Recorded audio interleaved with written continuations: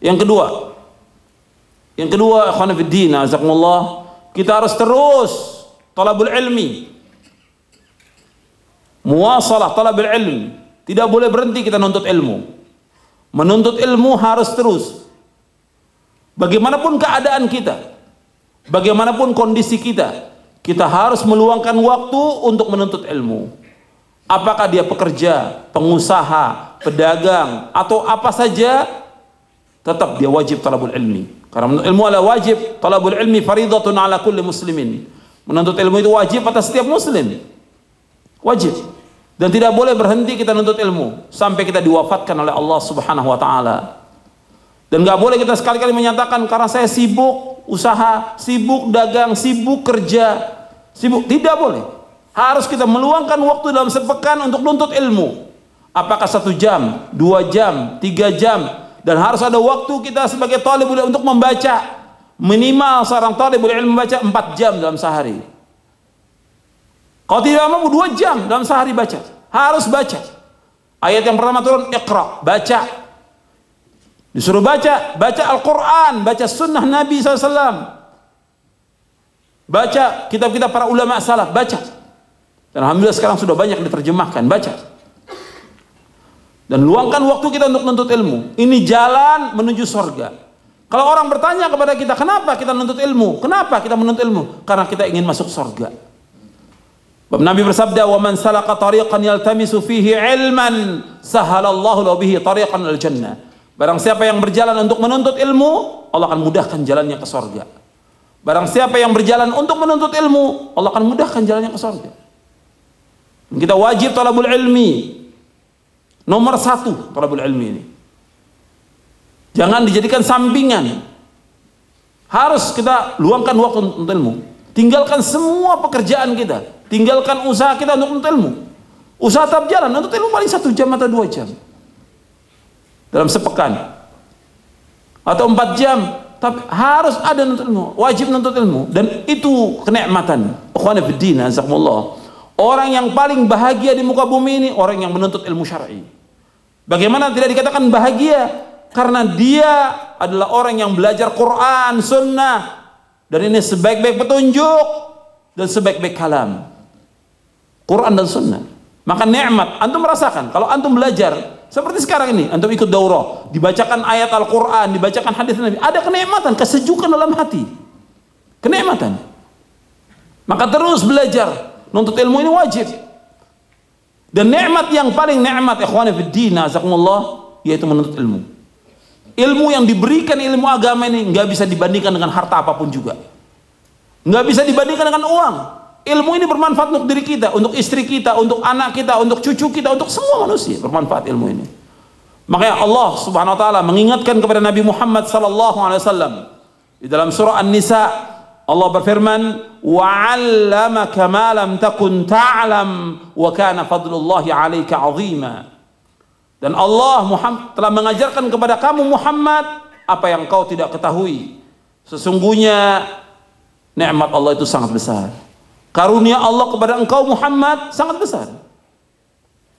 Dalam surah An-Nisa ayat 114, ayat 113. Allah telah memberikan nikmat kepada Muhammad, nikmat yang besar, yaitu nikmat apa? Ilmu. Maka dikatakan oleh Imam Ibnu Qayyim di dalam kitabnya Miftah dari Sa'adah, kata beliau bahwa nikmatul ilmi a'zamun ni'am, bahwa nikmat ilmu merupakan nikmat yang paling besar dari semua nikmat. Nikmat diberikan ilmu, dikaruniakan ilmu, ilmu agama, ilmu syar'i, ini nikmat yang paling besar. Jadi ikhwan fiddin, ini nikmat ilmu merupakan nikmat yang paling besar. Dan beda antara ilmu dengan harta itu kurang lebih ada 30 perbedaan. Dijelaskan oleh Imam Nuqayyim. Ilmu akan mengantarkan orang ke surga, sedangkan harta belum tentu akan mengantarkan orang ke surga. Ilmu akan mengajak orangnya untuk tawadhu, sedangkan harta kadang-kadang semakin banyak harta semakin sombong orang itu.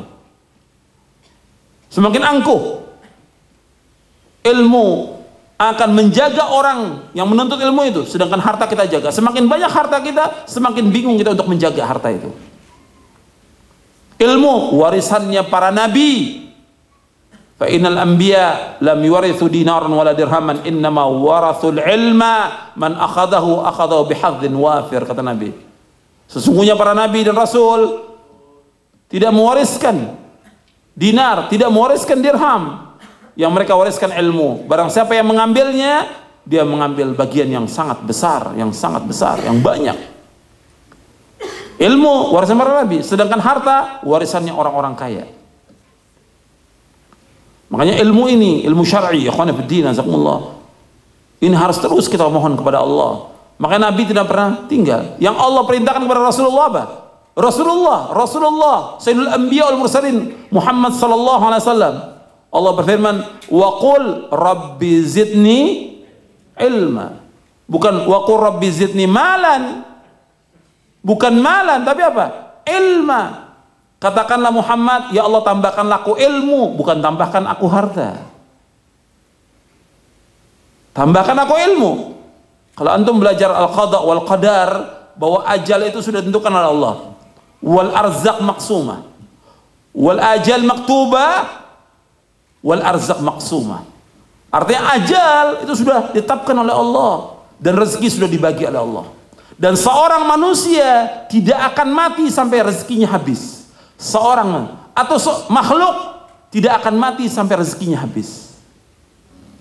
Kalau rezekinya habis baru dia meninggal dunia. Ini Allah Maha Razzaq. Allah Maha pemberi rezeki. Maka disuruh kita beribadah kepada Allah SWT. Rezeki yang Allah berikan kepada kita untuk kita menuntut ilmu dan ibadah kepada Allah SWT. Lihat para ulama terdahulu, mereka menghabiskan hartanya untuk menuntut ilmu.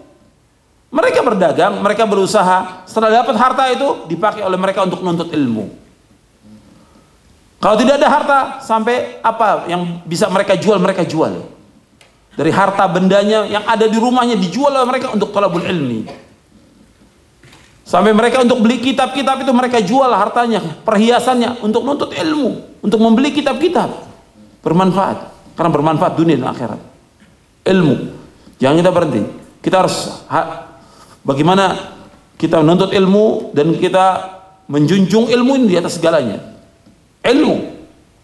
Dan Allah akan mengangkat derajat orang yang berilmu. Yarfa'illahu alladhina amanu minkum walladhina utul ilma darajat. Allah berfirman dalam surah Al-Mujadalah ayat 11, Allah mengangkat orang-orang yang beriman di antara kamu dan orang yang berilmu berapa derajat? Akan diangkat. Ini keutamaan ilmu. Dan kemudian ikhwan fillah, azakumullah, kita setiap hari berdoa kepada Allah, setiap pagi, setiap ba'da subuh, ba'da salat subuh, kita berdoa kepada Allah, Allahumma inni as'aluka ilman nafi'a wa rizqan thayyiba wa amalan mutaqabbala.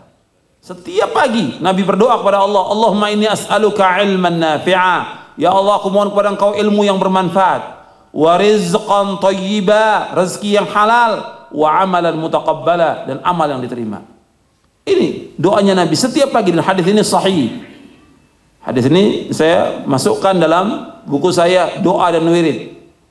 Saya masukkan juga dalam buku saya Menuntut Ilmu Jalan Menuju Surga.